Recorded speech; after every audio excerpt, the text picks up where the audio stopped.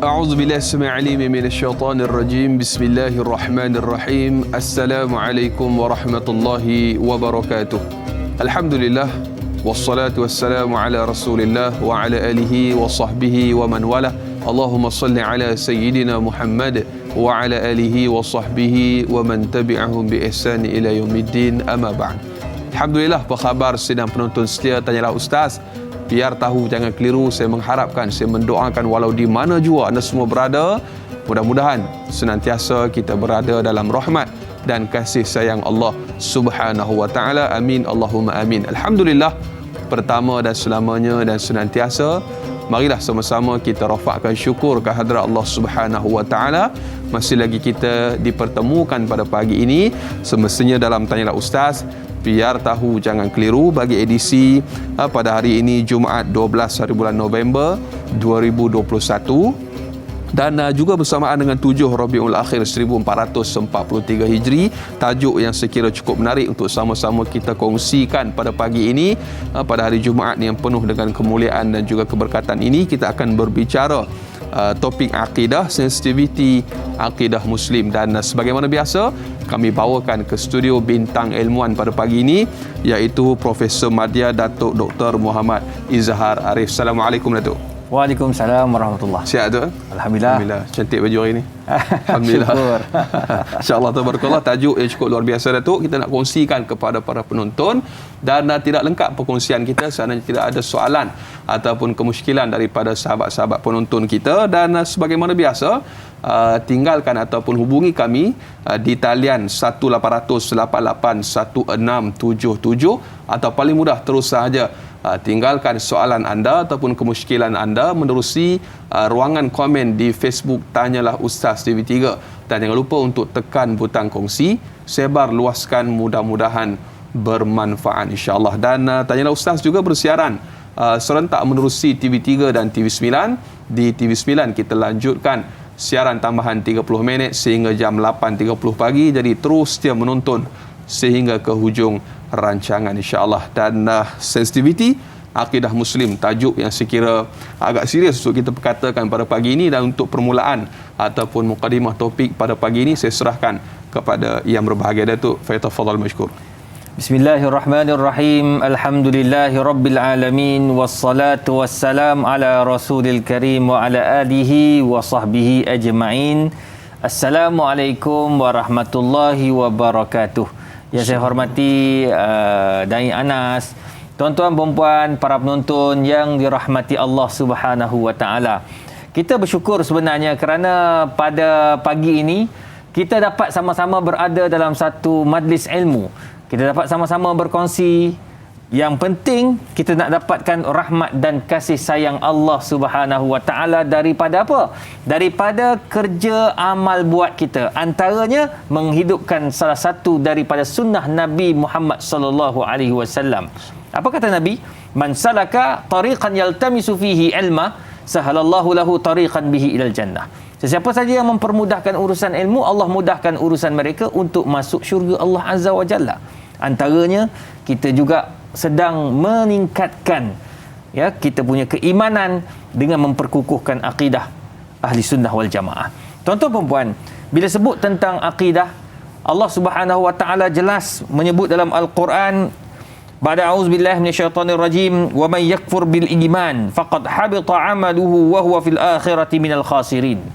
Sesiapa yang kufur kepada Allah Subhanahu wa taala dan tempat mereka itu jelas di dalam neraka dan mereka akan diazab oleh Allah Subhanahu wa taala kerana keingkaran mereka ketika berada di atas muka bumi.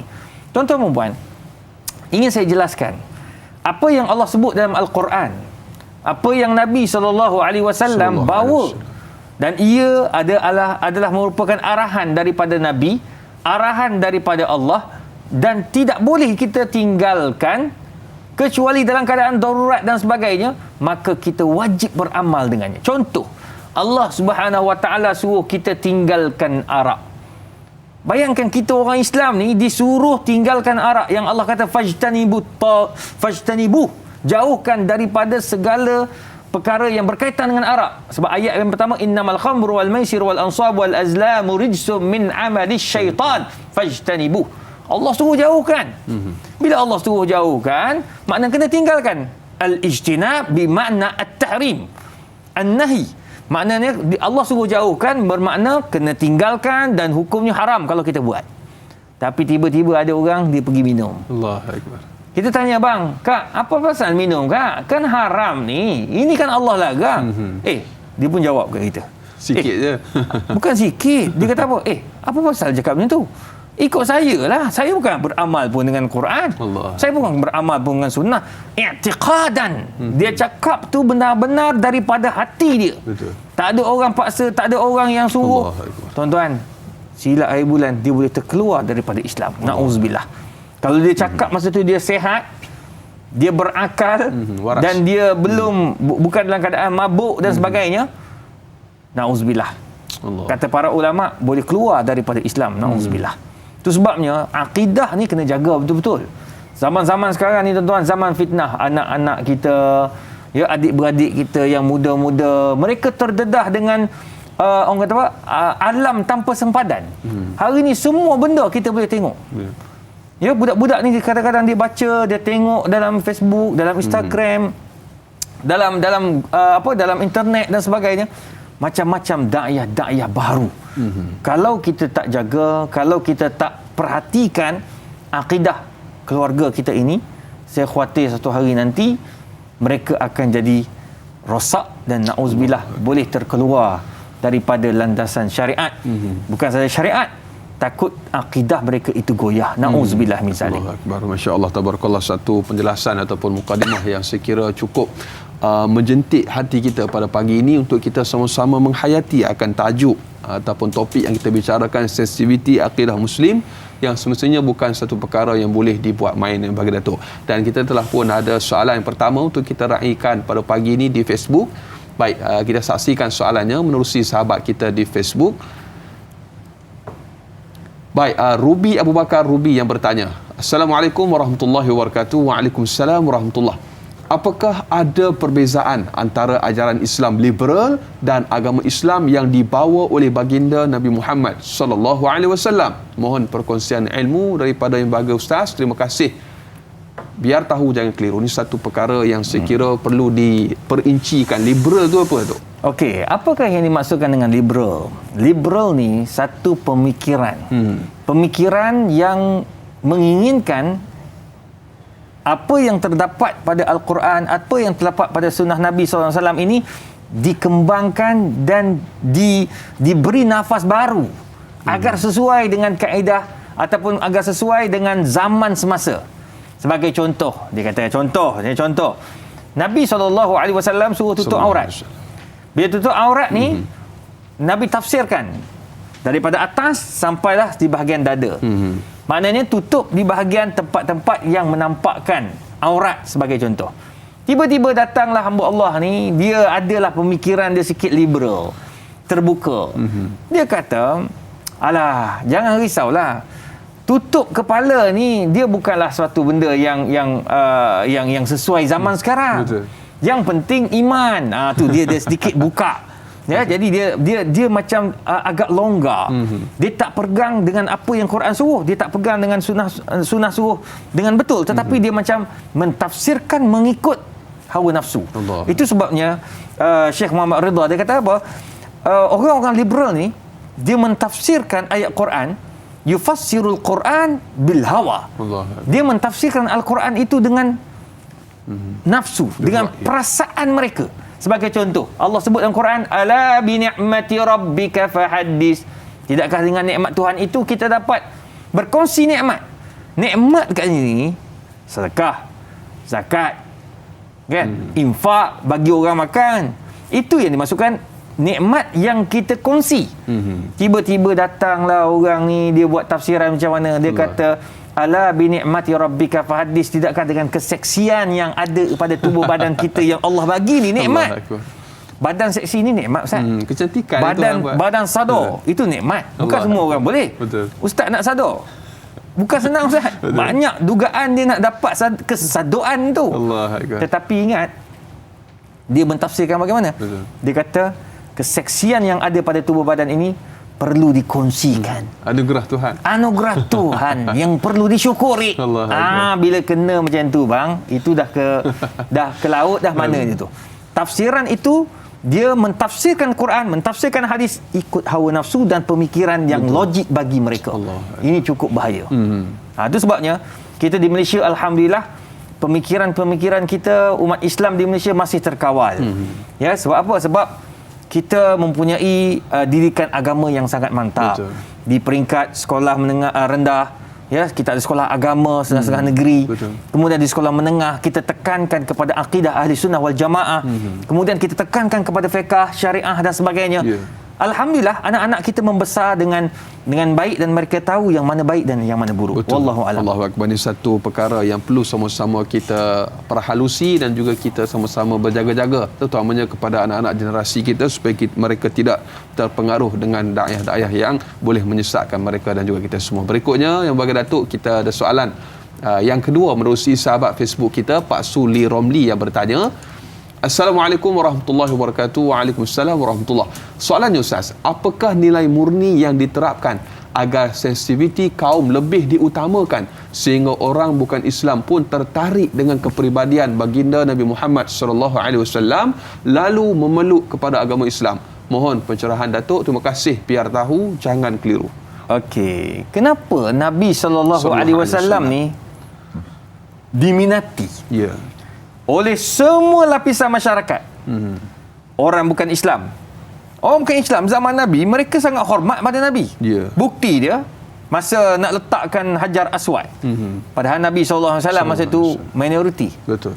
Ya, nak letakkan Hajar Aswad tu sampaikan kaum-kaum yang sedang berbalah ni, nampak Nabi masuk, happy dia.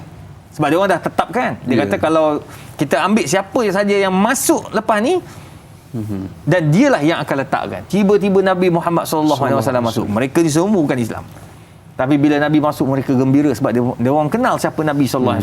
Dia orang kenal akhlak Nabi. Dia orang kenal kepribadian Nabi. Jadi maknanya, tuan-tuan dan puan, akhlak ini berterusan sampai Nabi SAW meninggal dunia. Dan yang paling menarik lagi, bila sahabat kita tanya, dia kata, Ustaz, kenapa orang kata apa? Mereka ni boleh terima Nabi SAW, kepribadiannya, akhlak dia, percakapan dia, perbuatan dia, orang boleh minat. Kecuali dalam bab agama, dia ada yang tak setuju. Dia tahu Nabi bagus, Nabi baik, tapi dalam bab agama dia orang macam tak nak. Dia orang tak berminat nak ikut. Sebab apa? Itu masalah hidayah. Betul. Cuma dari sudut akhlak, dia orang kata memang Nabi Muhammad orang baik. Kenapa tuan-tuan dan puan? Kenapa kaum-kaum lain boleh terima Nabi SAW? Pertama, Nabi tak pernah memaki hamun. Allahu akbar. Percayalah tuan-tuan dan puan, bacalah sejarah-sejarah Bidayah wan Nihayah, bacalah kitab tarikh tarikh al-khulafa, bacalah Sirah an-Nabawiyah. Semua sejarah-sejarah ini menunjukkan bahawa Nabi tak pernah menggunakan kata-kata kasar. Allah. Itu sebabnya kita sebagai pendakwah khususnya, jangan ceramah, jangan bercakap benda-benda yang ada unsur maki-maki hamun. Na'udzubillah.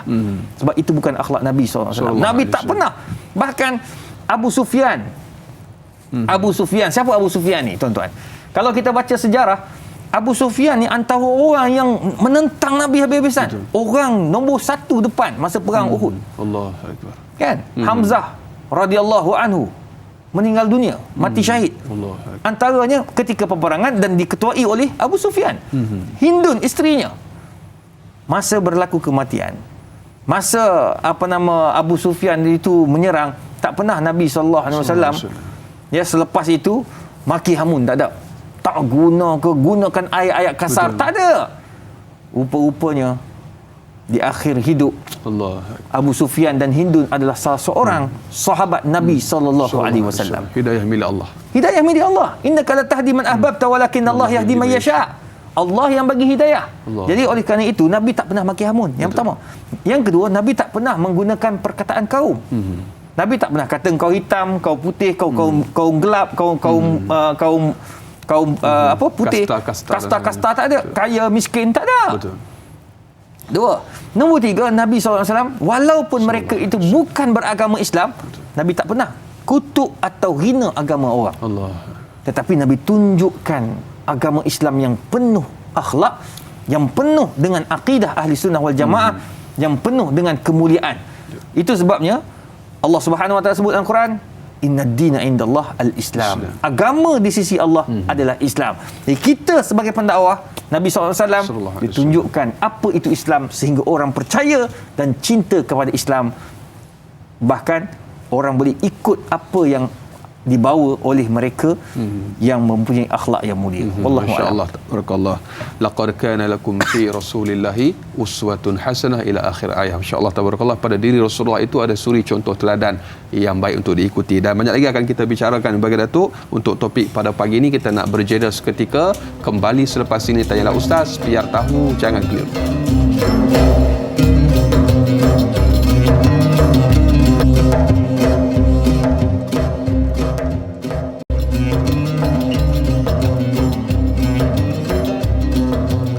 Alhamdulillah, masih lagi terus setia bersama dengan Tanyalah Ustaz, biar tahu jangan keliru. Para penonton, ibu-ibu, ayah-ayah bakal penghuni syurga Allah Subhanahu Wa Taala. Masih lagi kita berbicara topik pada pagi ini, akidah, sensitiviti akidah Muslim. Kita masih lagi bersama dengan tetamu undangan kita yang berbahagia, Profesor Madya Datuk Dr. Muhammad Izhar Arif, dan telah pun kita kongsikan dan juga kita jawab beberapa persoalan daripada sahabat-sahabat kita. Kita nak teruskan lagi bagi Datuk dengan kita raikan soalan yang berikutnya datang menerusi sahabat Facebook kita.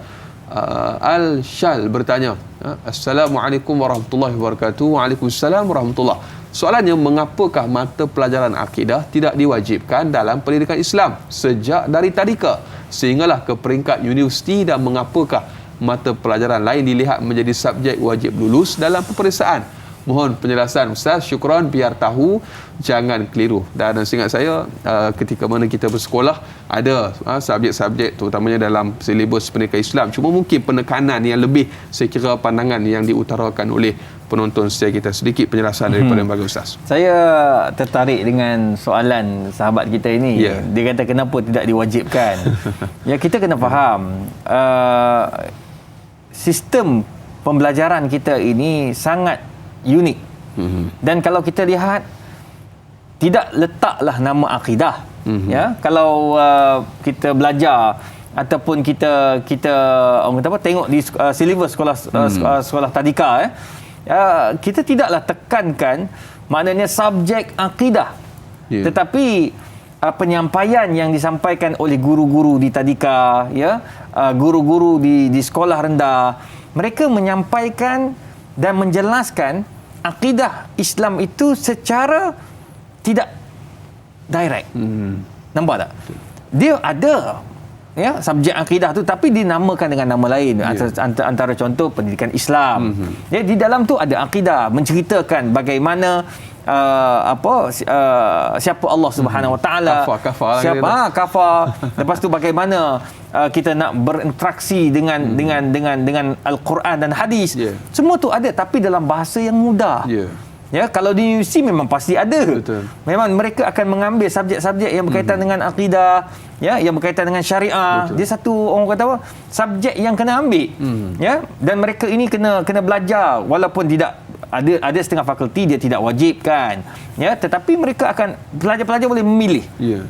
Ada yang mengambil, ada yang tak mengambil. Walau bagaimanapun, alhamdulillah, buat masa ni kalau kita lihat di Malaysia ni, anak-anak kita dapat mengenali Islam itu menerusi didikan yang dibawa oleh guru-guru. Bahkan di tadika lagi pun mereka dah kata Allah itu satu. Jadi dengan kaedah-kaedah yang mudah. Betul. Dan ini salah satu cara untuk kita mendekatkan anak-anak kita kepada akidah Ahli Sunnah wal Jamaah. Cuma untuk menggalakkan mereka ini lebih mendalami, tak lain dan tak bukan, jadikan masjid tempat untuk kita keluarga belajar. Betul. Di sana. Kita bawa anak-anak kita bawa keluarga kita bawa suami anak, suami dan isteri, isteri bawa suami, suami bawa isteri ke masjid dan surau. Di situ kita boleh belajar secara detail insya-Allah. Masya-Allah, tabarakallah. Dan sekarang pun kita tengok realiti kata apa, animasi kanak-kanak pun semakin banyak yang diterangkan tentang akidah, terutamanya yang kita Upin pun yang kita tonton pada hari ini, sampaikan kita yang orang kata apa, otai-otai pun boleh belajar juga di situ. Ini salah satu inisiatif yang saya kira perlu disambut baik oleh mereka-mereka yang berdakwah di luar sana menggunakan teknik animasi dan juga sebagainya. Dan berikutnya bagi Datuk, kita raikan sahabat pemanggil di talian pada ketika ini, Encik Omar Abdul Majid. Hello, Assalamualaikum. Waalaikumsalam warahmatullahi wabarakatuh. Dai Anas, Datuk dan juga Datuk Dr. Izhar Arif. Saya Omar Abdul Majid dari Felda Cini Timur 3 Pekan Pahang. Assalamualaikum Datuk dan Dai. Assalamualaikum warahmatullahi wabarakatuh. Jadi soalan saya begini Datuk. Kita dalam masyarakat kita ni Dai, masyarakat kita ni kadang-kadang ada juga yang bersikap dia dah tahu benda tu haram, contohnya perbankan Islamik dan juga konvensional ni Datuk. Ni kadang-kadang dia kata alah dah sikit-sikit tu biasalah, takkan benda tu pun tak boleh sampai bila kalau kita nak ikut apa Islamik ni, sampai bila kita boleh nak maju. Jadi soalan saya Datuk, apakah perkataan yang begini rupa tak ambil berat sedangkan dia dah tahu benda tu haram, tak boleh dilakukan, tapi mereka tetap tidak ambil berat dan seolah-olah mempersenda-sendakan hukum Islam. Dan satu lagi Datuk, kadang-kadang beli nombor Datuk, dia kata kalau tak kena tak apa, kalau kena baru haram. Jadi apakah perkataan-perkataan macam ini boleh merosakkan akidah seorang Muslim itu? Itu soalan saya Datuk dan Dai. Terima kasih banyak Datuk dan Dai. Assalamualaikum. Waalaikumsalam warahmatullahi wabarakatuh. Subhanallah, soalan yang saya kira walaupun nampak sepertinya santai, tetapi realiti yang berlaku pada hari ini, isu bank konvensional dan juga Islam, dan juga tak kena tak apa. Kalau kena tu baru haram tak. Sedikit Husain bila saya tertariklah bila Haji Omar menjelaskan mengenai sikap manusia ni. Kita kena faham kita nak murtadkan orang ni bukan mudah. Betul. Jangan cepat-cepat kita murtadkan orang, kita kafirkan orang, kita sesatkan orang. Ini cukup bahaya. Kalau kat Malaysia yang boleh sesatkan mereka, nak boleh murtadkan mereka hanya mufti-mufti saja. Itu pun mufti-mufti dia tak dengar, terus bagi hukum. Tak. Mufti-mufti akan masukkan mesyuarat, bincang, lepas tu ada kajian-kajian dibuat. Betul. Untuk memastikan bahawa perkara ini benar-benar sesat dan salah. Jadi kita tak boleh mudah-mudah lah. Itu yang pertama. Nombor dua, kita nak tentukan orang itu mempersendakan agama, kita kena tengok juga. Macam contoh dia katalah, alah sama je perbankan Islam dengan perbankan konvensional. Sama je pinjaman yang berkonsepkan Islamik dengan tidak Islamik. Sama je kita ambil riba pun bukan banyak, sikit je Syekh. Dia main macam tu. Orang macam ni kalau kita tanya, kenapa awak cakap macam tu? Itu pandangan saya. Adakah kamu tak percaya pada Islam? Saya percaya. Tengok, dia ada keimanan. Betul. Dia percaya kepada Al-Quran dan Sunnah. Cuma cara pemikiran dia tu pelik sikit. Betul. Mungkin cara pemahaman dia berbeza. Mungkin tak dapat hidayah ke apa kan. Ataupun dia menganggap bahawa dosa kecil tak ada masalah lah. Alah, duduk dalam neraka ni macam kat penjara Kajang je. Kejap je. Bang, penjara Kajang sekurang-kurangnya makan juga mi kosong. Dekat neraka bang, dia tak makan mi kosong bang. Jangan. Sebab apa? Sebab panasnya neraka itu setiap saat. Sakitnya duduk dalam neraka tu setiap saat. Kalau tak percaya, motor yang tengah panas tu, duduk, angkat kain, duduk atas exhaust tu. Tengok macam mana sakitnya. Kita pergi hospital dengan exhaust sekali pergi. Melekat. Tapi nak bagi tahu tuan-tuan dan puan, itu baru dunia punya panas tau. Di akhirat macam mana? Jadi orang-orang macam ni, dia dikategorikan sebagai fasik. Sebab dia menganggap bahawa itu tak ada apa. Sikit-sikit dia panggil dosa-dosa kecil. Dalam hati ada iman, cuma cara dia tu. Alah tak apalah, kita pakai tudung nantilah. Alah nantilah kita makan yang kita tinggalkan riba lepas-lepas ni lah, sikit-sikit ni kita ambil lah sikit-sikit untung macam ni nak cari. Ada pula yang kata tak apalah, kita ni beli nombor je, menangnya tidak. Menangnya tidak. Dia sebenarnya ma'adda ila haramin fahuwa haramun. Setiap benda yang membawa pada haram, hukumnya haram. Beli nombor haram. Kenapa? Sebab kita nak menggalakkan diri kita dan orang lain berjudi. Nauzubillah. Maka hukumnya haram. Tapi kalau ada setengah orang kata, saya beli je, saya pun dapat pun. Sukan tak mengeluarkan peluh, dia kata. Tak keluarkan peluh, apalah sangat, dia kata. Dia main-main. Orang macam ni, dia dalam hati bila tanya, awak ni tak beriman pada Allah ke? Dalam Quran dan Sunnah ke? Beriman. Saya orang Islam kot. Dia meyakin dia Islam. Cuma ni dia ni buat maksiat. Tu je lah. Jadi orang ni fasik. Bila dia boleh dikategorikan sebagai orang yang keluar daripada Islam? Na'udzubillah. Kenapa awak berjudi? Judi tu, aku dan judi tak boleh dipisahkan. Allah. Astagfirullahalazim. Aku dan judi, minta maaf brother. Kau nak cakap apa boleh? Judi, ini aku punya mainan. Allah. Bang, tak boleh bang, haram. Apa haram-haram bang? Kau lah haram, aku tak haram. Allah. Haram tu kau punya pasal. Saya tak beramal dengan Quran, tak beramal dengan sunnah. Dan saya memang bukan Islam pun. Dia cakap dah, na'udzubillah. Kalau macam tu, aqarra bi'adami islami. Dia telah meyakinkan orang, diri dia dengan yakin, jaziman bahawa dia bukan Islam, maka secara automatik dia terkeluar daripada Islam. Na'udzubillah. Jadi nak tentukan dia ni keluar Islam atau tidak, mufti-mufti lah. Kan? Itu antara indikator yang kita kata adalah satu pihak yang berautoriti untuk menjatuhkan sesuatu hukum ataupun mengkafirkan pihak lain bukanlah satu perkara yang mudah, dan mudah-mudahan kita dapat sama-sama menjaga sensitiviti sesama umat Islam. Dan berikutnya kita akan raikan beberapa soalan lagi, tapi sebelum tu kita nak berehat sekali lagi yang bagi Datuk. Kita akan kembali selepas ini. Tanyalah Ustaz, biar tahu jangan keliru.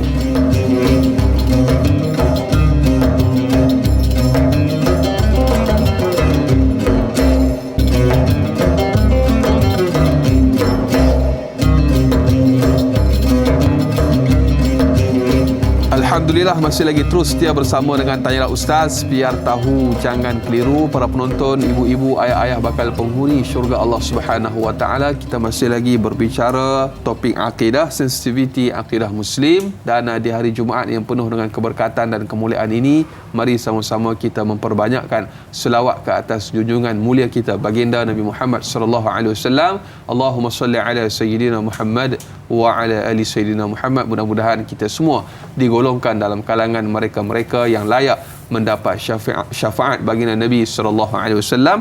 Dan kita masih lagi bersama dengan Profesor Madya Datuk Dr. Muhammad Izzal Arif. Kita nak teruskan lagi yang bagi Datuk dengan soalan daripada sahabat Facebook kita untuk topik pada pagi ini. Jura Azlin Sufian yang bertanya, panjang tetapi menarik soalannya, Datuk. Assalamualaikum warahmatullahi wabarakatuh. Waalaikumsalam warahmatullahi. Terlalu banyak perkara yang berlaku sekarang ini menyentuh sensitiviti akidah Muslim. Contohnya, sebuah syarikat perjudian online yang membuat video bertemakan perayaan Aidilfitri, dan sebuah syarikat pengeluar jenama arak yang menggunakan jenama timah yang berlatar belakangkan seorang lelaki berjanggut serta memakai penutup kepala persis seorang Muslim. Apakah perkara ini disebabkan oleh kelemahan umat Islam itu sendiri, atau kita terlalu baik sehingga pihak-pihak tersebut mengambil kesempatan, dan apakah tindakan yang sewajarnya perlu kita ambil? Mohon pencerahan, terima kasih. Biar tahu jangan keliru. Tuan-tuan dan puan yang dirahmati Allah, kenapa kalau kita lihat dakwah zaman Nabi SAW begitu kuat sekali, dan kita tengok penjagaan ataupun pemeliharaan terhadap akidah dan syariat Islam itu begitu kuat. Kerana para sahabat radhiyallahu anhum, Nabi dah bina daripada awal ketika Nabi pindah ke Al-Madinah Al-Munawwarah. Apa yang Nabi buat? Iaitu memupuk perpaduan ummah. Itu sangat penting. Itu yang Allah bagi tahu, wa'tasimu bihablillahi jami'an wa la tafarraqu. Jangan berpecah belah. Bila orang Islam berpecah belah, fatafshalu wa tazhaba rihukum. Kekuatan kamu hilang. Kamu akan hilang kekuatan, kamu tak kuat, akidah kamu dipermain dan diperkotak-katikkan oleh musuh-musuh Islam. Bukan saya kata orang bukan Islam sebab ramai je orang bukan Islam yang menghormati Islam. Betul. Tapi sekarang ni musuh-musuh Islam yang benci pada Islam, yang menganggap bahawa Islam adalah agama yang kolut, yang zalim, teroris dan sebagainya. Kenapa? Pertama, kerana orang Islam tidak bersatu padu. Betul. Orang Islam bergaduh, Masya Allah. Bergaduh bukan saja dalam isu politik, tetapi bergaduh dalam isu agama. Betul. Bila kita orang Islam bergaduh, kekuatan kita akan lemah. Benar kata Allah, fatafshalu wa tazhaba rihukum. Kekuatan kamu akan hilang. Itu yang pertama. Nombor dua, kenapa hal ini berlaku? Orang mempermainkan akidah. Orang meletakkan nama-nama yang sensitif terhadap orang Islam pada jenama arak sebagai contoh. Kerana orang Islam sendiri tidak berpegang dengan prinsip Islam. Betul. Bila orang bukan Islam ataupun musuh-musuh Islam, dia tengok orang Islam togak arak. Alah, dia kata sama je. Tak ada bezanya. Tengok, kita tidak jaga kita punya agama. Dalam kelab-kelab malam, sepatutnya kita orang Islam tak masuk kelab malam. Betul. Patut kita orang Islam jangan dekati langsung. Ini bila ditangkap, tengok-tengok orang Islam kita ramai. Yang mabuk orang Islam kita juga ramai. Jadi sangat menyedihkan. Nasib baik kita ada Jabatan Agama Islam Negeri-Negeri. Yang mereka ini buat task force. Mereka buat serbuan bersama dengan PDRM dan sebagainya. Kita pergi tengok, Allah, sedih tuan-tuan. Nampak? Kita juga kata kita tidak berpegang dengan prinsip tadi, dengan prinsip pengharaman arak. Betul. Prinsip pengharaman judi. Orang Islam pergi berjudi sebagai contoh. Lepas tu kita tengok orang Islam kita duduk dekat tempat-tempat yang terlarang sebagai contoh. Jadi ini semua menjadikan bahawa orang bukan Islam melihat bahawa orang Islam sendiri tidak amalkan syariat Islam. Bola tanggung. Jadi bola tanggung. Dah lah tak kuat, kita bergaduh sama sendiri. Yang kedua, kita sendiri menunjukkan yang kita tidak berpegang dengan prinsip Islam. Itu yang berlaku. Ya. Nombor 3, tuan-tuan dan puan yang dirahmati Allah, kenapa kita hari ini agama Islam dipermain-mainkan? Ada yang pula melukiskan melukis Nabi SAW. Macam-macam nak cerita tentang apa saja yang dibuat oleh orang musuh-musuh Islam ni cukup banyak. Betul. Ya, punca yang ketiga, kerana kita sendiri, ya, umat Islam sendiri tidak mendalami ilmu akidah dengan betul. Kita nak cepat je. Betul. Semua kita belajar secara Google. Belajar agama, akidah, syariat, tak pergi kat masjid dan surau. Sekarang ni kita masjid lah banyak. Betul. Di Putrajaya lebih daripada 50 surau dan masjid. Masjid ada 3 lah, kan? Yang surau tu, adakah ramai? Kata, tak ada sebab sibuk.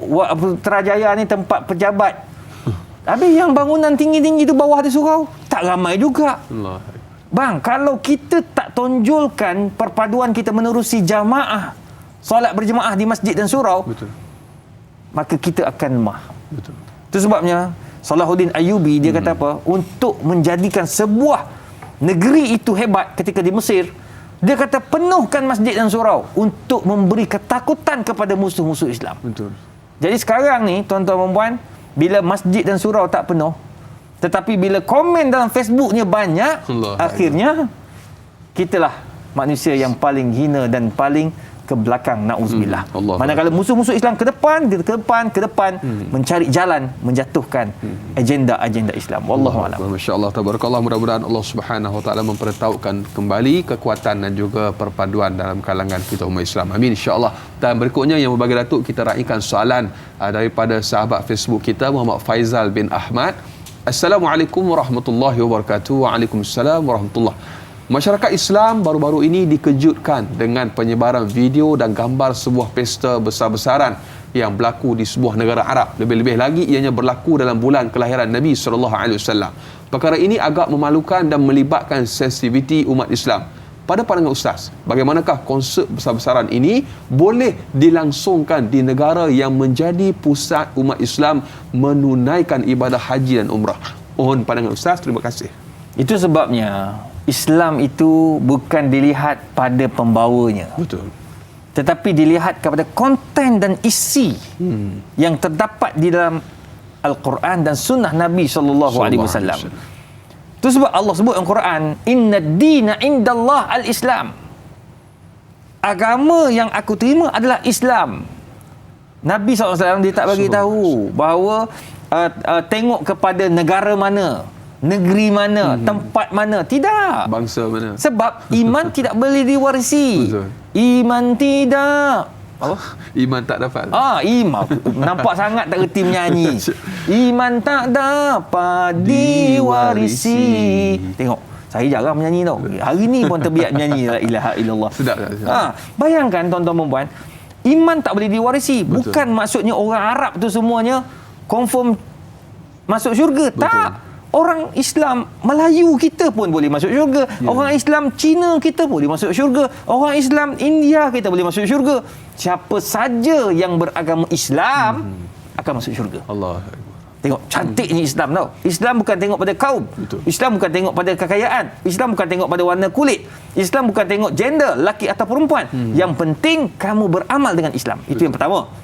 Nombor dua, apa yang berlaku dekat Arab Saudi? Jangan kata Arab Saudi saja. Banyak kot. Saya dibesar dekat Arab. Allah Akbar. Dah lama dah saya kata masya-Allah. Dah, masya-Allah. Ustaz Syria lama Ustaz. Syria, Jordan, lepas tu Mesir. Jangan tengok bahawa Islam itu ada pada Arab. Betul. Islam itu ada pada semua. Betul. Jadi kalau kita nak kata bahawa apa yang berlaku dekat Arab Saudi itu satu benda yang memalukan, sebenarnya di mana-mana di Malaysia kalau buat konsert-konsert macam tu tetap memalukan. Di negara Arab buat tetap memalukan. Jangan tengok pada jubah. Hari ni saya pakai jubah dekat Tanyalah Ustaz hari ni. Pakai kot. Bila orang kata pakai jubah inilah pakaian sunnah. Betul. Jubah adalah pakaian sunnah Nabi SAW. Tapi jangan lupa, jubah juga adalah pakaian tradisi orang Arab. Kuwait, Dubai. Saya pergi mesyuarat dekat Dubai, orang Arab pakai jubah. Saya pergi mesyuarat dekat Kuwait, orang Arab pakai jubah. Jubah. Lepas habis mesyuarat, dia turun bawah, dia taburnya Arab. Dia taburnya Syiga ke, Isap tu ke, Isap ni ke. Ada yang pergi masuk tarian gelik pakai jubah. Allah. Jadi kadang-kadang kamu jangan tersalah. Jubah itu adalah pakaian tradisional mereka. Betul. Tapi kita orang yang beriman kepada Al-Quran dan Sunnah, kita menganggap bahawa jubah itu sunnah Nabi SAW. Walaupun pada zaman Nabi ia adalah pakaian tradisional orang Arab. Namun begitu kita lebih meyakinkan bahawa jubah ini pakaian sunnah Nabi SAW, dan kita kena bawa perwatakan yang sesuai dengan akhlak Nabi, yang sesuai dengan akhlak Islam. Itu yang sepatutnya kita muliakan. Jarang kita tengok kat Malaysia pakai jubah masuk kelab malam. Nari mingga malu. Tu lagu Arab. Ada sekali tu buka dekat saya bawa tetamu daripada Malaysia. Naik teksi. Jadi ni berlaku dekat mana? Lebanon. Naik teksi nak pergi berjalan ni. Saya masa zaman belajar, saya cari duit sikit lah. Kita orang tak adalah berduit tour guide lah. Sebab saya ditanggung oleh Zakat Selangor. Sebab saya anak Selangor, ditanggung oleh Zakat Selangor. Jadi nak cari duit lebih sikit. Sebab duit zakat tu banyakkan semua saya beli buku. Saya beli buku, saya gunakan untuk belajar dan macam-macam lagi lah. Manakala nak tambah, nak pergi berjalan, nak guna duit untuk ni sikit-sikit lebih-lebih tu, saya akan cari duit sendiri. Antaranya saya jadi tourist guide.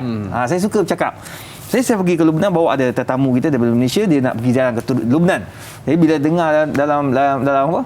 Radio tu lagu nari mingga malu. Dia kata sedap betul nasyid ni. Lagu Arab. Saya ingat lagi kakak tu kata sedap nasyid ni. Kak ini bukan lagu nasyid, ini lagu cinta. Nari mingga malu tu. Lagu cinta. Jadi tak bagi tahu tuan-tuan dan puan, jangan tersilap ya. Bukannya Islam itu Arab. Islam itu adalah agama. Betul. Islam adalah satu pegangan untuk semua. Islam adalah universal. Betul. Jadi jangan tengok Islam pada tempat yang tak betul. Tengok Islam pada agama yang lebih menyeluruh. Betul. Yang menyebabkan kita yakin kepada Islam. Kalau kita masuk Islam sebab seseorang, apabila kita bergaduh dengan seseorang itu, kita akan tinggal Islam. Allahu Akbar. Oleh sebab itu, masuk Islam, terima Islam, cinta Islam, sebab Islam adalah Islam. Wallahu alam. Islam is the way of life. Islam adalah cara hidup. Dan banyak lagi akan kita kongsikan dengan Baginda Datuk, tapi kita akan berjeda sekali lagi. Terus setia menonton Tanyalah Ustaz, biar tahu jangan keliru, kembali bergabung selepas ini.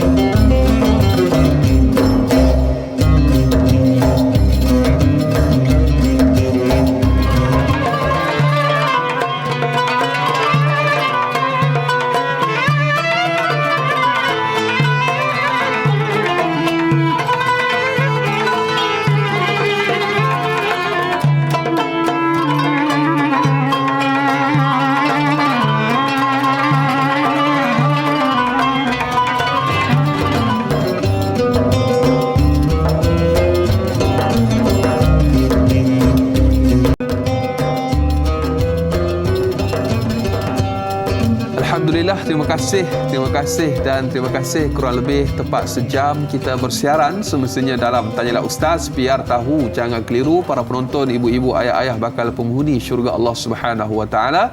Kita masih lagi berbicara topik akidah, sensitiviti akidah Muslim. Kita masih lagi bersama bintang ilmuwan kita yang berbahagia, Profesor Madya Datuk Dr. Muhammad Izhar Arif, dan telah pun banyak soalan telah pun kita raikan, dan kita nak serulah kepada sahabat-sahabat penonton kita yang bagi Datuk untuk terus menghantarkan sebarang persoalan atau kemusykilan. Hubungi talian bebas tol 1-800-88-1677 atau paling mudah terus sahaja tinggalkan soalan anda menerusi laman rasmi Facebook Tanyalah Ustaz TV3. Jangan lupa tekan butang kongsi, sebarluaskan, mudah-mudahan bermanfaat. InsyaAllah teruskan berselawat kepada Nabi SAW. Allahumma salli ala Sayyidina Muhammad wa ala ali Sayyidina Muhammad. Dan berikutnya yang bagi Datuk, kita saksikan soalan menerusi sahabat Facebook kita, Nur Dahlia Biru. Assalamualaikum warahmatullahi wabarakatuh. Waalaikumsalam warahmatullahi. Bagaimanakah dengan perihal seorang muslimah yang menyentuh anjing tular suatu ketika dahulu sehingga individu tersebut dikecam hebat oleh ramai orang? Adakah ini melibatkan sensitiviti Muslim? Kerana dalam isu ini, pelajar tersebut terlibat menjalani latihan praktikal yang melibatkan haiwan seperti anjing. Adakah mereka tetap tidak dikecualikan? Mohon pandangan yang bagi Datuk. Terima kasih. Biar tahu, jangan keliru. Okey, kita kena faham isu memegang anjing ini merupakan khilaf dalam kalangan ulama. Ya. Jadi bila pegang anjing, kita di Malaysia berpegang dengan mazhab Syafi'i. Betul. Bila kita berpegang dengan mazhab Syafi'i, kita kena hormat mazhab dalam negara tersebut. Ya. Kalau kita pergi negara Arab lainlah, kita pergi Morocco lain. Kita pergi dekat Tunisia lain, betul. Algeria lain. Mereka mempunyai mazhab tersendiri. Betul. Mungkin di mazhab mereka tak ada masalah. Betul. Walau bagaimanapun, mereka juga yang saya kenal, yang bermazhab Maliki, yang bermazhab Hanafi, mereka bukan mudah-mudah. Yang ada agama dia orang tak pegang. Allah.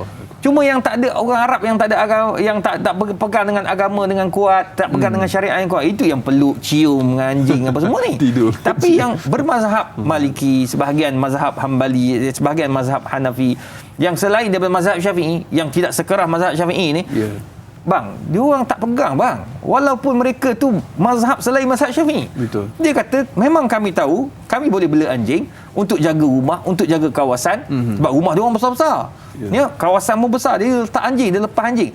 Dia kata mereka anggap itu adalah untuk menjaga kawasan mereka. Pun begitu mereka tak pegang dan peluk. Sebab mereka menganggap itu hanya sekadar rukhsah yang dibenarkan oleh ulama untuk jaga kawasan rumah. Jadi sama lah macam kita. Bila kita di Malaysia, mazhab Syafi'i tidak mengizinkan kita membela anjing untuk dijadikan pet ataupun haiwan peliharaan. Yang kita boleh peluk, boleh cium. Orang bukan Islam tak apalah, itu hak mereka. Bergelumang. Kita orang Islam tak boleh. Nampak tak? Tapi tidak bermakna kita tidak boleh nak bagi makan binatang anjing ini dekat tepi jalan. Bukan bermakna kita tak boleh nak buat baik kepada anjing. Macam baru ni saya terjumpa anjing accident, kan, kaki dia patah, kita alihkan dia ke tepi. Memang terpaksa kita pun dah pakai sarung tangan, tapi kita tetap samak, bersihkan elok-elok. Namun begitu, kita boleh buat baik. Ihsan bil hayawanat, kita buat baik pada binatang. Anjing salah satu binatang tersebut. Jadi macam budak-budak muda hari ni, kalau mereka nak peluk anjing, ya, kena ingat, pertama kita berpegang dengan mazhab Syafi'i. Nombor dua, kita menghormati pandangan di Malaysia. Uruf dekat Malaysia tak peluk, tak cium anjing. Nombor tiga, kita dibenarkan untuk pegang anjing ni bagi mereka yang memerlukan. Sebagai contoh, doktor-doktor veterinar. Anak-anak kita yang belajar dekat UPM ke, ya, dekat UKM ke, yang belajar tentang binatang ni, dia dibenarkan untuk bedah, untuk pegang, untuk ubati anjing-anjing ni. Ya, yang binatang-binatang yang diharamkan, dia panggil najis mughallazah. Kemudian mereka samak Itu saja. Jangan buat benda-benda yang luar daripada perkara yang dibenarkan. Itu saja. Jadi kena faham. Betul. Anak-anak muda kita ni kalau kita bagi tahu dia faham. Insya-Allah dia orang jangan faham. bangga pula pegang tu. Korang tak boleh, saya boleh. Dia cium pula. Dia cium pula. Tak boleh lah jangan macam tu. Bawa sampai ke bilik tidur dan sebagainya. Orang gaduh lah, orang marah. Menjadi satu polemik pula dia yang tidak ada kesudahan. Dan berikutnya yang bagi Datuk, kita ada sahabat pemanggil di talian pada ketika ini. Hello, Assalamualaikum. Waalaikumsalam warahmatullahi wabarakatuh. Siapa di talian? Saya Siti Rohani Mursyid dari Banting. Ya, silakan. Assalamualaikum Ustaz dan Da'i. Waalaikumsalam warahmatullahi. Saya ingin bertanya, inilah kita nak pergi shopping kan? Ya. Ajak kawan, tapi kawan tu tak nak pakai tudung, cuma pakai topi kecil aja. Allah. Pakai baju pendek, pakai pakaian yang pendek-pendek. Jadi kita tegurlah, pakailah tudung, tutup aurat. Saya kata gitu.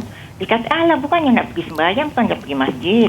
Kita nak pergi shopping, pakai tudung-tudung lah, buat apa panas katanya. Jadi bantahan itu adakah itu merusak akidah ke Ustaz?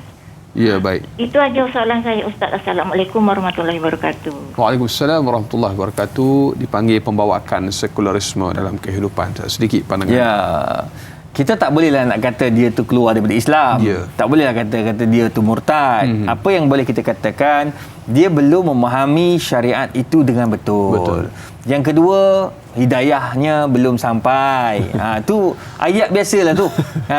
Tapi walau bagaimanapun, macam mana yang Hajah sebutkan tadi, Puan Siti sebut tadi, dia dah bagi tahu pakailah tudung, tutup aurat. Orang tu pula dia kata, pakai tudung. Dia nak pergi masjid pun pakai tudung. Majlis Maulud Nabi baru pergi pakai tudung. Ni sekarang nak pergi shopping, pakai topi kecil je lah. Tak apa. Apa yang perlu kita buat, kita mendekati mereka. Betul. Akak dah tunaikan tanggungjawab akak sebagai seorang amar ma'ruf nahi munkar. Dah bagi tahu kata pakailah tudung. Dia tak nak pakai, selesai dah tanggungjawab kita. Betul. Tapi adakah kita perlu tinggalkan dia? Jangan. Bila kita tinggalkan dia, dia akan terkapai-kapai. Dia tidak ada orang yang akan bagi nasihat, tidak ada orang yang akan memberikan pandangan yang baik-baik, yang soleh dan soleha. Jadi apa yang perlu saya kongsi pada tuan-tuan perempuan, begitu juga yang bertanya, dekatilah mereka, kawan dengan mereka, musahabatihim. Kita kena dekat dengan dia orang, dan biar mereka ini biar ada masalah, dia akan tanya kita. Dan kita selalu bagi nasihat yang baik macam akak bagi tahu tadi. InsyaAllah lama kelamaan, dengan akhlak yang kita tunjukkan, dengan kepribadian kita, kemudian kita selalu menghadiahkan dia benda-benda yang baik dan menggembirakan hati dia, lama-lama hatinya akan terbuka untuk tutup aurat. Jangan risau, sebab itu tanggungjawab kita. Kita ni bukannya boleh arah orang untuk buat apa yang Allah suruh. Kita hanya boleh mengajak dan berdakwah. Sebab hidayah itu milik Allah.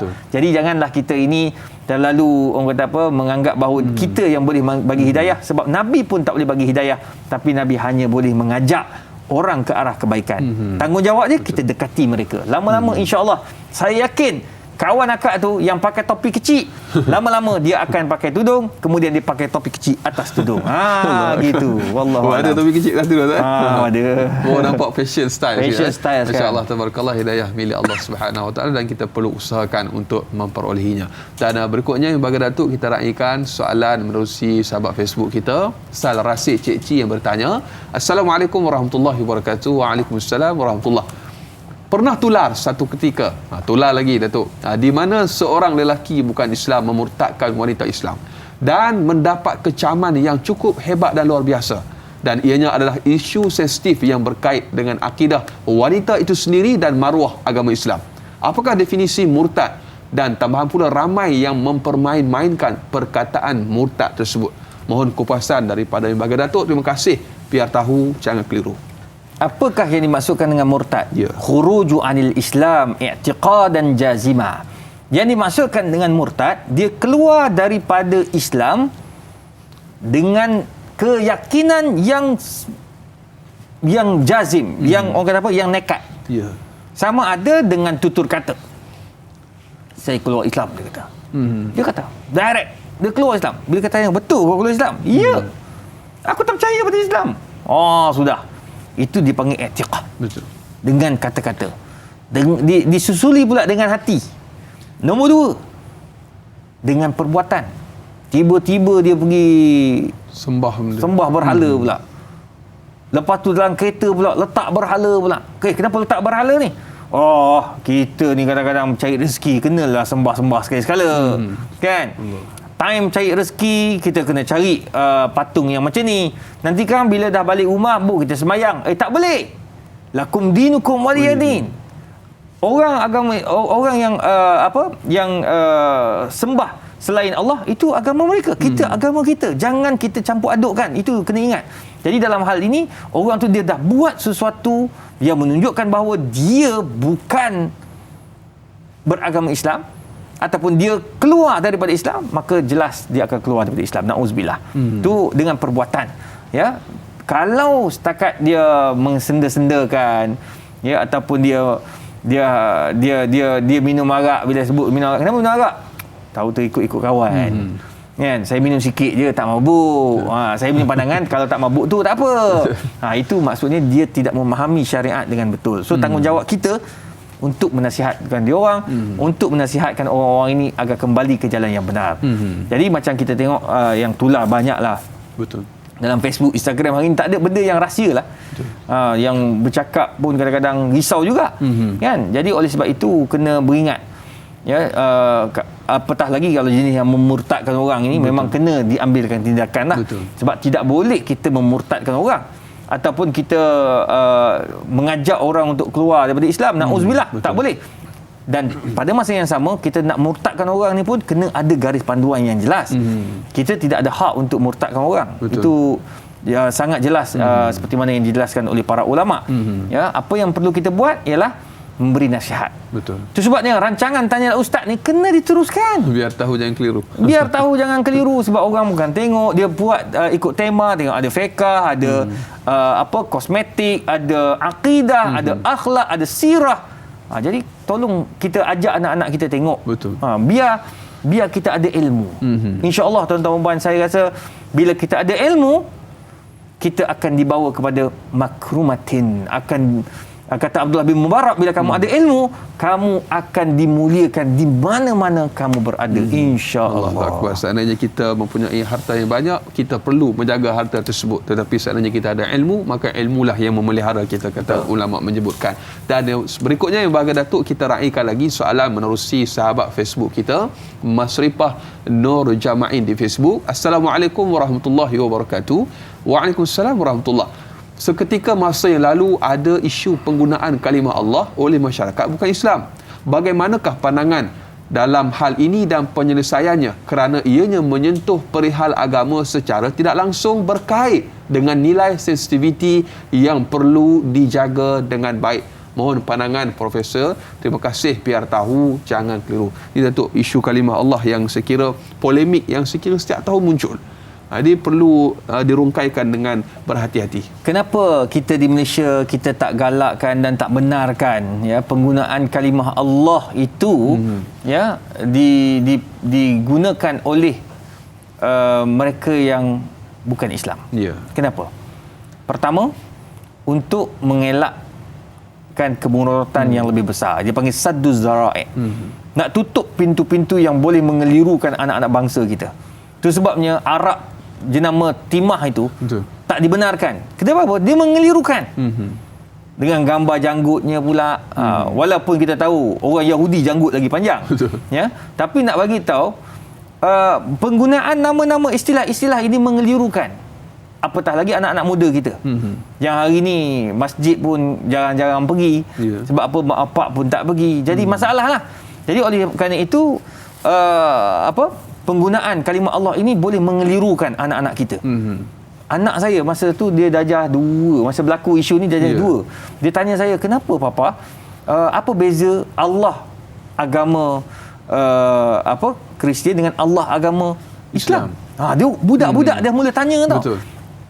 Jadi saya terpaksa jelaskan sampailah dia faham yang sebenar. Betul. Kalau di negara Arab lain. Betul. Negara Arab memang dia orang guna perkataan Allah tu. Allahu Akbar. Hari Ahad kita akan dengar khutbah. dekat church. Bahasa Arab. Dalam bahasa Arab dan ada perkataan Allah. Allahu akbar. Innallaha ya'muru. Dia guna perkataan innallah, sesungguhnya Allah. Itu kira kata macam khutbah Jumaat. Tetapi itu di negara Arab. Betul. Kena faham situasi berbeza. Negara Arab, anak-anak muda dia darjah 1, darjah 2 dah hafal Quran. Allahu akbar. Sebab dia orang tu wajib hafal Quran. Tu sebab bila pergi Mesir, budak medik pun kena hafal Quran. Budak orang Melayu je kena hafal lebih kurang 8 juzuk itu. Betul. Kalau orang Arab 30 juzuk. 30 juzuk bang. Jadi tu maknanya orang Arab medik dia pun hafal Quran. Allahu akbar. Budak-budak engineer dia pun hafal Quran. Jadi maknanya dia orang daripada kecil telah dididik dengan penghafazan Al-Quran dan mereka difahamkan tentang akidah Ahlussunnah wal Jamaah. Kemudian yang ketiga, mereka tahu Allah yang kita orang Islam pegang dengan selain daripada Islam pegang. Jadi maknanya mereka ini lain, jangan samakan dengan kita. Betul. Kita agak terbuka dan kita pula mempunyai kaum yang ramai dan agama yang pelbagai. Jadi sebab kita Malaysia negara majmuk. Jadi oleh sebab itu kita kena cuba jaga agar kita tidak jauh terpesong wa iyazubillah, khususnya anak-anak kita di masa hadapan. Allahu akbar. Mudah-mudahan terjawab persoalan sahabat kita bertanya mengenai sensitiviti akidah Muslim dan Datuk, kita nak tamat siaran kita di TV3. Banyak lagi akan kita kongsikan. InsyaAllah kita akan sambung lanjutan 30 minit siaran tambahan di TV9. Terus setia menonton Tanya Ustaz, biar tahu jangan keliru, kembali bergabung di TV9 selepas ini.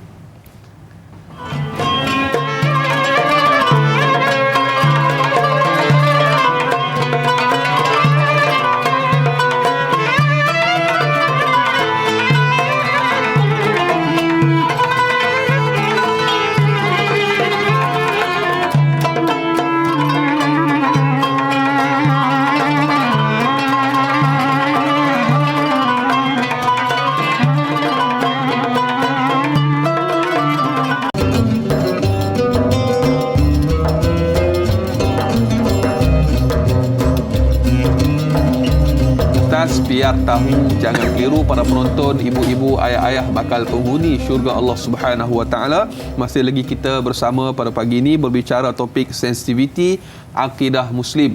Dan kita masih lagi bersama dengan bintang ilmuwan Profesor Madya Datuk Dr. Muhammad Izhar Arif, dan telah pun banyak soalan-soalan kita raikan, kita kongsikan. Dan untuk lanjutan 30 minit siaran tambahan di TV9 ini, kita masih lagi mengalu-ngalukan kepada para penonton untuk bertanyakan sebarang persoalan. Hubungi talian bebas tol 1-800-88-1677 atau paling mudah terus sahaja tinggalkan soalan anda menerusi ruangan komen di Facebook Tanyalah Ustaz TV3. Jangan lupa untuk tekan butang kongsi, sebar luaskan, mudah-mudahan bermanfaat insya-Allah. Dan bagi Datuk, kita teruskan lagi dengan kita raikan soalan yang berikutnya menerusi sahabat Facebook kita, Sahziatul Sidik, yang bertanya, Assalamualaikum warahmatullahi wabarakatuh.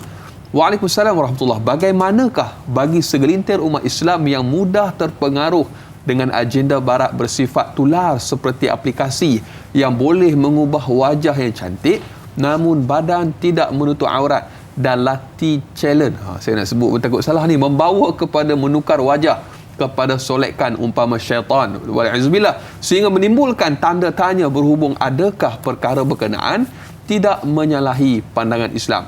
Mohon pencerahan, terima kasih, biar tahu jangan keliru. Dia aplikasi dalam TikTok, Facebook, Instagram, kita tak boleh nak haramkan, ya, sebab ada je orang gunakan TikTok untuk kebaikan. Betul, berdakwah. Ada orang gunakan Facebook untuk menyebarkan dakwah. You bayangkan, kadang-kadang saya punya kuliah maghrib kan, kuliah maghrib antara maghrib isyak je, kuliah berkitab. Yang kita guna kat Facebook kadang-kadang sampai mencecah 12,000 untuk 1 jam tu je. 12,000.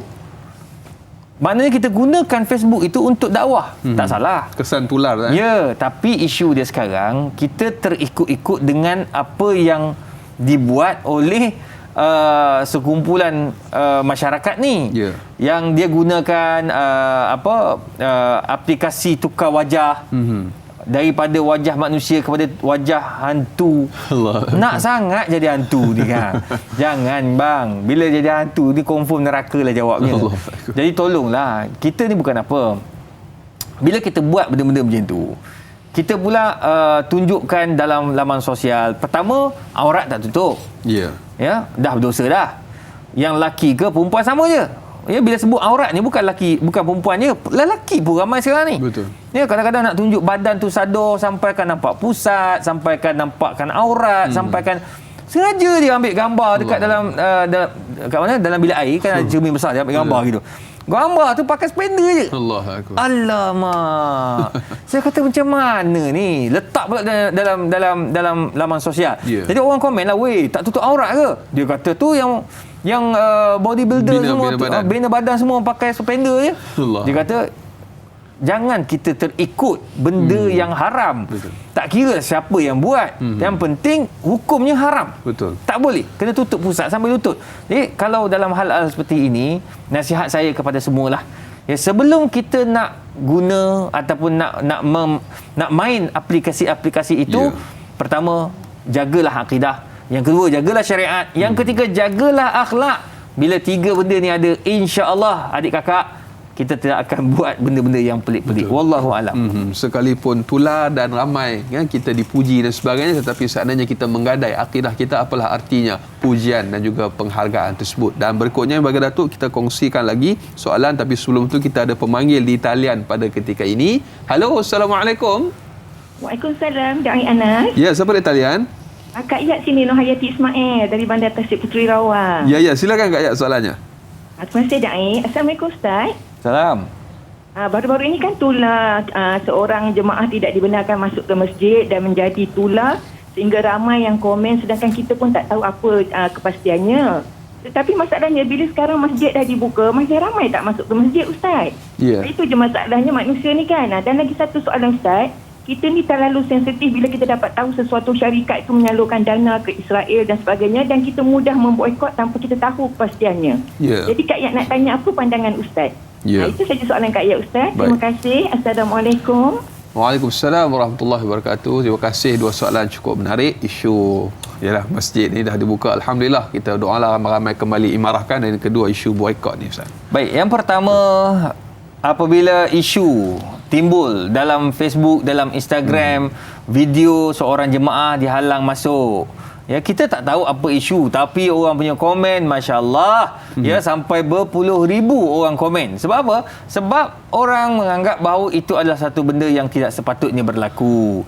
Ada yang kata masjid ni bukan untuk ditutup, untuk dibuka. Saya ingin jelaskan bahawa masjid bukan untuk dibuka sahaja, tetapi untuk diimarah dan diramai-ramaikan. Cuma mungkin yang tak boleh masuk tu kerana apa? Kerana ada SOP yang tidak lengkap. Sekarang ni alhamdulillah ramai dah yang telah pun divaksinasi, lebih 90% ya, dewasa yang telah divaksinasi. Dan pada masa yang sama sekarang ni ada masjid membenarkan orang yang cukup 2 dos untuk masuk dengan SOP yang ketat. Ada yang tidak mewajibkan. Ada, dia negeri-negeri berbeza-beza, tapi Selangor dia kena 2 dos. Ya, tapi isu dia sekarang betul macam akak sebut. Ya, masjid dah buka, wilayah persekutuan dah buka mengikut kapasiti masjid. Tapi malangnya bila kita tanya AJK masjid, kita tanya pengurusi masjid, macam mana surau dan masjid sekarang ni? Dia kata, Ustaz, sendu. Sangat-sangat sendu. Sebab kalau tengok pada komen di Facebook dan Instagram, seakan-akan bila buka je masjid dan mengikut kapasiti, maknanya orang melimpah ruah semayang. Betul. Tapi malangnya kalau di wilayah persekutuan, masjid bertingkat-tingkat, tak penuh. Maghrib tak penuh, Isyak tak penuh, Subuh tak penuh, Zuhur tak penuh, Asar tak penuh. Di mana semua orang tu? Jadi kita jangan jadi seperti mana yang Allah sebut, lima taquluna ma la taf'alun. Kenapa kau duk tulis dalam Facebook, kau duk maki mufti-mufti, kau duk kutuk alim ulama dalam negara dan luar negara, tetapi pada hakikatnya kamu tak buat pun apa yang kamu cakap. Na'udzubillah min zalik. Cukup bahaya. Itu sebab saya nasihatkan, biar kita beramal dengan apa yang Islam suruh daripada kita banyak bercakap dan komen dalam laman-laman sosial. Itu yang pertama. Ayuh kita datang masjid, hidupkan rumah Allah. Tak rugi pun. Bukan lama, duduk sekejap, lepas tu kita keluar. Yang penting solat-solat fardu tu penuh masjid dan surau. Ya, itu yang pertama. Yang kedua, mengenai apa tadi? Bahaya. Salur dana kepada Israel dan sebagainya. Kita nak boykot dan sebagainya. Baik tuan-tuan dan puan, nasihat saya. Ya. Sebelum kita boykot, banyakkan membaca. Betul. Membaca dalam semua sudut. Kajian. Kalau ada orang dia baru ni kecoh, jangan kita makan makanan ini kerana ia disalurkan kepada Israel. Jangan hanya ambil fakta itu dalam laman sosial. Tolong baca jurnal-jurnal. Tolong baca kajian-kajian yang dibuat. Tolong. Sebab apa? Saya takut nanti kita memberi tomahan yang salah, akhirnya memberi kesan kepada peniaga-peniaga di Malaysia. Sebab kat Malaysia yang pemilik kepada kedai ayam tu, kedai ayam, kedai kopi lah apa semua tu kan, yang dikatakan daripada disumbang kepada Israel dan sebagainya, semua tu kena ada fakta yang bertulis. Jadi kalau tak ada, jangan main-main. Sebab semua syarikat-syarikat itu mendapat persediaan halal Malaysia. Betul. Dan diiktiraf oleh Malaysia, diiktiraf oleh antarabangsa. Jadi jangan kita buat sesuatu kenyataan akhirnya membawa fitnah, dan yang paling sedih, kita khawatir dia memberi kesan kepada bisnes orang Islam. Sebab pemilik pun orang Islam ramai kat situ. Jadi kita kena ingat, ya, semua itu memainkan peranan sebelum kita bercakap. Takut nanti kita dipersoal depan Allah. Betul. Nak masuk syurga tergantung dan tidak dibenarkan, sehingga kita minta maaf dengan semua orang yang kita fitnah. Allah Akbar. Jangan kita menjadi orang yang lempar batu sembunyi tangan. Sebaliknya kita berhadapanlah dengan fakta dan juga kajian-kajian yang menyeluruh agar kita tidak meletakkan sesuatu hukum bukan pada tempatnya. Dan berikutnya yang bagi Datuk, banyak yang akan kita kongsikan. Jadi kita nak berehat sekali lagi, terus setia menonton. Tak ingat Ustaz, biar tahu, jangan keliru, kembali selepas ini.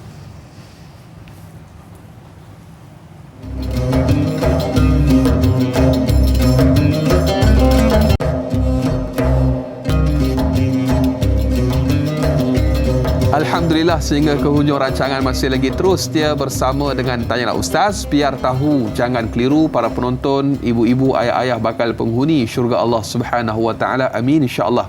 Kita masih lagi bersama yang berbahagia Profesor Madya Datuk Dr. Muhammad Izhar Arif. Kita berbicara topik sensitiviti akidah Muslim, dan di hari Jumaat yang penuh dengan keberkatan dan kemuliaan ini, ayo mari sama-sama kita teruskan perbanyakkan selawat ke atas junjungan mulia baginda Nabi Muhammad sallallahu alaihi wasallam.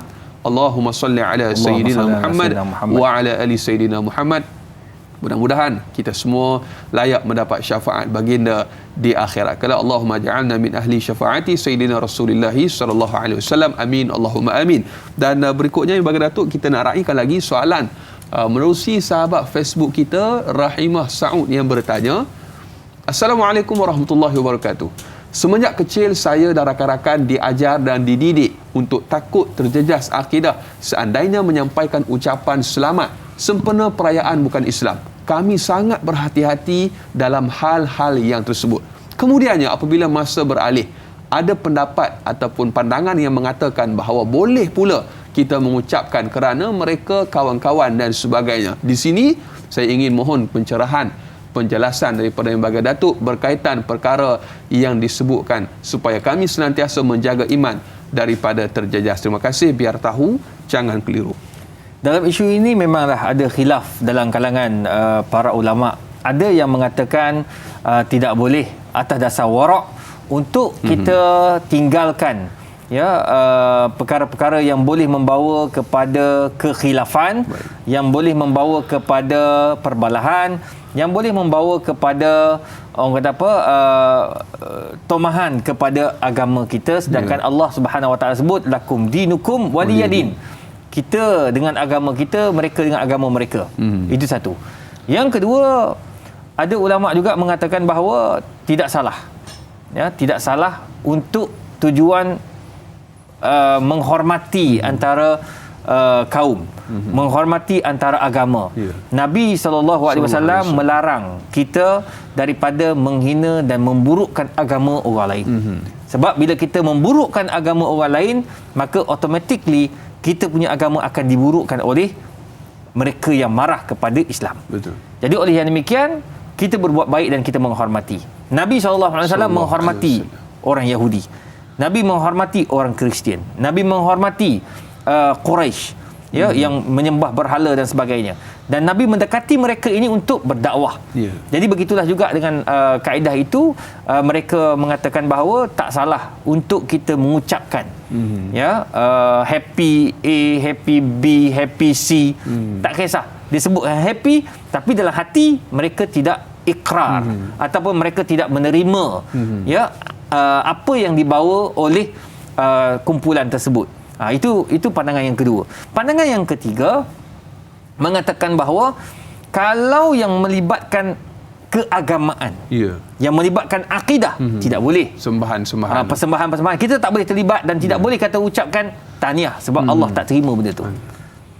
Kalau melibatkan adat, dia melibatkan adat, melibatkan adat budaya, tidak salah, dibenarkan. Jadi oleh sebab itu, kita dalam isu ini, saya mengambil, walaupun ada 3 pandangan. Satu pandangan kata tak boleh, haram terus. Nombor 2, mengambil jalan pertengahan, makruh, iaitu boleh buat, tak buat pun tak apa. Nombor 3, pandangan yang mengatakan dia pecah 2, dia tafsir lebih detail. Satu kata, keadaan yang pertama, maksudnya kalau katakan orang itu melibatkan agama, memang tidak dibenarkan. Tapi kalau melibatkan adat, budaya, kaum, itu dibenarkan. So ada 3 pandangan. Jadi apa yang saya ingin jelaskan, tengok kepada situasi dan keadaan. Kita menghormati semua pandangan ulama itu, kita cuba mengharmonikan, dan kalau kita sebagai pemimpin negara, kita nak menghormati semua rakyat di bawah kita, itu dibenarkan atas dasar menghormati tanpa meletakkan keimanan kepada apa yang mereka bawa itu adalah benar. Itu salah satu pandangan yang saya rasa cenderung mungkin boleh kita pegang dan kita amati bersama, insya-Allah. Dan saya yakin kalau katakan benda tu diharamkan, nescaya mufti-mufti kita di Malaysia telah mengeluarkan fatwa-fatwa pengharaman tersebut. Tapi buat masa ini belum lagi ada fatwa yang jelas yang mengatakan bahawa perbuatan tersebut ataupun ucapan tersebut diharamkan secara mutlak. Baik, mudah-mudahan terjawab persoalan. Dan berikutnya sedikit tambahan juga berkenaan dengan apa yang Ustaz kongsikan, Datuk kongsikan tadi. Hana Wancik bertanya di Facebook, kita raikan soalannya. Assalamualaikum warahmatullahi wabarakatuh. Waalaikumsalam warahmatullahi. Apakah garis panduan perihal ataupun sifat tentang upacara yang bertentangan dengan akidah Islam dan sensitiviti akidah Muslim? Mohon penjelasan biar tahu, jangan keliru. Mungkin ada beberapa hal yang perlu kita titik beratkan sebelum kita menghadiri sesuatu majlis dan sebagainya. Dr. Sa'id Ramadan Al-Buti dia letakkan beberapa garis ya, yang melibatkan upacara yang melibatkan akidah yang kita tidak boleh terlibat langsung. Pertama, upacara pengabdian. Pengabdian kepada berhala ataupun makhluk-makhluk selain daripada yang Allah suruh, iaitu menyembah Allah Azza wa Jalla. Maknanya mereka buat satu majlis yang meraihkan atau mengabdikan diri kepada makhluk ataupun kepada patung-patung. Itu tidak dibenarkan langsung. Nombor 2, perbuatan-perbuatan yang ada melibatkan ibadat mereka. Ya, sebagai contoh baptis ataupun kita sebagai orang ni hadir majlis minum air dia ke, hadir dalam satu majlis ialah penyucian dan sebagainya. Itu semua tidak dibenarkan. Nombor 3, ibadat-ibadat ataupun satu majlis-majlis yang mempunyai pengagungan kepada berhala-berhala yang ada dalam majlis tu.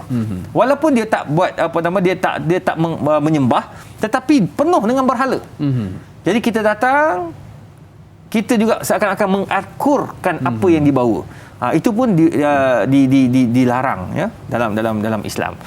Nombor 4 yang kita kena ingat bahawa antara benda yang terlarang juga, iaitu kita diminta untuk terlibat sama. Bila masuk dalam majlis itu, kita juga terlibat sama. Maksudnya kalau orang rukuk, kita pun pakai rukuk juga kepada dia punya bukan sembahan. Sebagai contoh inilah upacara orang-orang agama mereka yang bukan agama Islam. Kita sama ustaz pun tak boleh nak tunduk sama rukuk sampai macam kita rukuk pada Allah Taala, sujud pada Allah Taala. Ini kan pula agamawan dalam agama mereka. Allah. Kita pula rukuk lebih daripada Allah Azza wa Jalla. Itu tidak dibenarkan langsung. Itu sebabnya jangan kita membesarkan kecuali Allah Azza wa Jalla. Apa-apa pun, tuan-tuan dan puan, buatlah sesuatu itu dengan ilmu agar kita tahu yang mana halal dan yang mana haram. Wallahu a'lam. Allahu akbar. Insya-Allah, tabarakallah. Dan mudah-mudahan terjawab persoalan sahabat kita bertanya. Dan berikutnya Ramli Saru di Facebook yang bagi Datuk. Assalamualaikum warahmatullahi wabarakatuh. Waalaikumsalam warahmatullahi. Adakah budaya dan adat jika tidak dipelihara boleh menyebabkan berlakunya perkara yang melibatkan sensitiviti akidah sesama Muslim? Apakah nasihat yang bagi Datuk bagi orang Muslim yang gemar mengikuti budaya luar bagi membendung sensitiviti akidah Muslim? Mohon penjelasan. Terima kasih. Biar tahu, jangan keliru. Kita pun nak famous juga. Jadi buat benda-benda yang dibuat oleh orang yang bukan Islam dan sebagainya. Nasihat saya lah kepada diri saya dan juga semualah, ya, agar kita nak ikut budaya orang tu boleh. Ya, nak ikut budaya Arab boleh, budaya Barat boleh, budaya Timur boleh, tak kisah. Ya, kalau di Jepun dia menghormati, dia akan tunduk begitu. Boleh nak ikut, tak ada masalah. Tetapi jangan sampai kita ikut hingga menggadaikan agama. Betul. Menggadaikan akidah, menggadaikan syariat Islam. Kita sebab nak ikut budaya dia orang minum apa dia panggil Sake. minum malam kan, minum malam, santai-santai. Orang lain minum mabuk, kita minum sikit sebab nak menghormati. Itu tidak boleh. Walaupun budaya bukan Islam dia buat begitu, kita orang Islam tak boleh bersama dengan mereka langsung dalam bab-bab seperti ini. Ya, sama-sama mabuk, minum sikit tak apa, banyak tak boleh. Itu tak betul tu. Ya, ada pula yang kata kita nak menghormati semua pandangan, jadi kita pun ambil lah, kita pun makanlah sikit makanan yang walaupun dalam tu tak mabuk, bubuh sikit wine pun dah tak dibenarkan. Betul. Donat halal, tapi disebabkan ada wine sikit je, haram. Allah. Orang kata, kenapa kau makan? Saya nak menghormati kawan-kawan saya bukan Islam. Tak boleh bang. Al-halalu bayyinun wal haramu bayyinun. Halal itu jelas, haram itu jelas. Jadi jangan kau jadi huru-hara sehingga menyebabkan kepada terabainya akidah. Nauzubillah, itu yang paling bahayalah. Terabainya syariat, sampaikan yang haram pun kita halalkan. Nauzubillah. Yang paling bahaya, kita abaikan akhlak. Akhlak Islam tu dah tak ada dah. Sebab kita sangat nak ikut budaya orang lain. Orang lain pun cium-cium kan. Betul. Tengok dalam filem orang putih semua bercium-cium. Alah, bercium-cium untuk berlakon kot, dia kata. Tapi ingat, benda tu tak dibenarkan dalam Islam. Uruf itu uruf yang fasid, yang tidak boleh diguna pakai dan tertolak secara automatik. Di dalam negara kita, bahkan syariat juga tidak memperakuinya. Allahu akbar. Dan berikutnya yang bagi Datuk, kita ada soalan daripada Muhammad Hafiz di Facebook. Assalamualaikum warahmatullahi wabarakatuh. Waalaikumsalam warahmatullahi. Soalannya, bagaimanakah untuk menyelaraskan ataupun menselarikan sensitiviti dengan akidah dan cara hidup orang Islam agar ianya menjadi contoh yang baik kepada agama lain dalam negara kita yang berbilang bangsa, agama dan kaum? Mohon pencerahan yang bagi Datuk. Terima kasih. Biar tahu, jangan keliru. Ada adat yang berseni syarak, ada adat yang bertentangan pula dengan syarak. Ini yang dinamakan fiqh ta'ayush.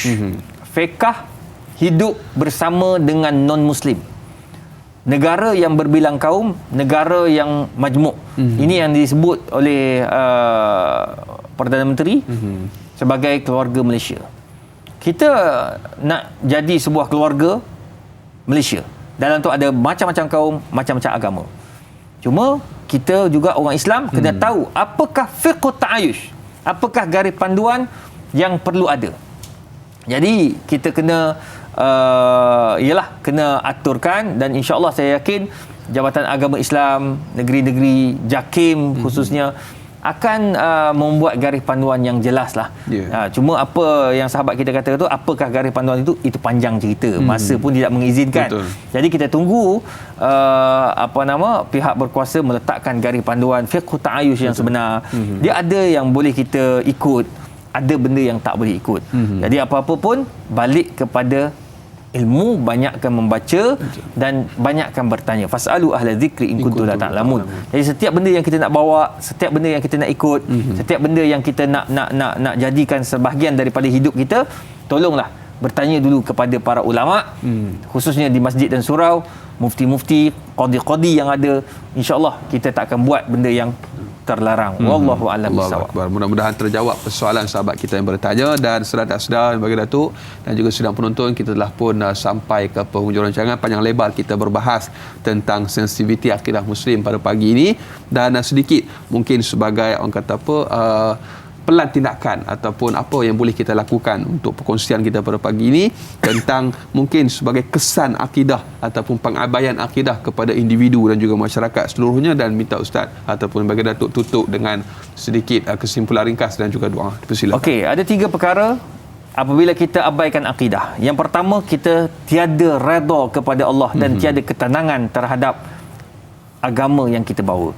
Yang kedua, dia akan menyebabkan kesan yang buruk kepada jiwa sehingga kita menjadi orang yang sombong, ananiyah dan hanya pentingkan diri. Dia tak akan fikir orang lain dah, dia fikir dia je. Nombor 3, dia akan jadi rosak dengan akhlak yang tidak elok. Apabila akidah mereka terabai, syariat mereka terabai, maka akhlak akan rosak kerana 2 benda itu akan rosak. Jadi 3 benda ini kita kena jaga dengan menjaga akidah kita dan berpeganglah dengan akidah ahli sunnah wal jamaah dan berpegang dengan syariat Islam. InsyaAllah akhlak kita, anak-anak kita akan terpelihara. Wallahu a'lam. A'udzubillahi minasyaitonir rajim. Bismillahirrahmanirrahim. Alhamdulillahirabbil alamin wassalatu wassalamu ala rasulil karim wa ala alihi wa sahbihi ajmain. Allahumma faqihna fid din wa 'allimna at-ta'wil. Allahumma yassir wa la tu'assir ya mujibad da'wat. Wa sallallahu ala sayidina Muhammadin wa ala alihi wa sahbihi wasallam. Taqabbalallahu minna wa minkum. Minna wa minkum taqabbal ya karim. Alhamdulillah, terima kasih diucapkan kepada Profesor Mahdi Datuk Dr. Muhammad Izhar Arif untuk perkongsian pada pagi ini.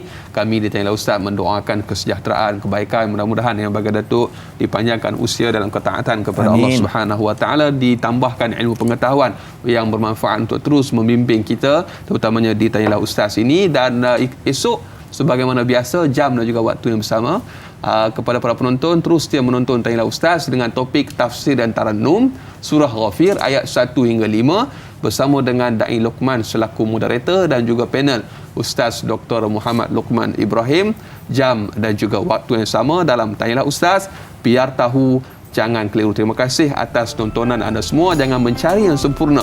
Sempurnakanlah apa yang ada, tidak ada yang sempurna melainkan Allah Subhanahu wa taala. Sekian, wabillahi taufiq wal hidayah. Assalamualaikum warahmatullahi wabarakatuh. Sallu ala Nabi Muhammad.